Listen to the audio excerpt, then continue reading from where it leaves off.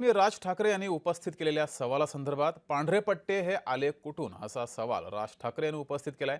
पांढऱ्या पट्टीच्या वादावर राज ठाकरे यांनी भाष्य केलंय।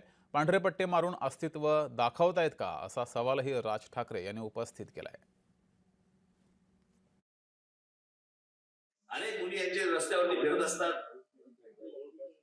हायवेवरती फिरत असतात, सगळीकडे जात असतात, तेव्हा नाही पांढरे पट्टे लागत तुम्हाला?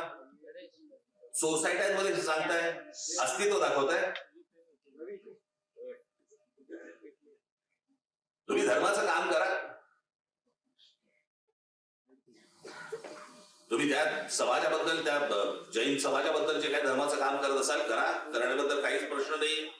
नको त्या भानगडीत कशाला येताय?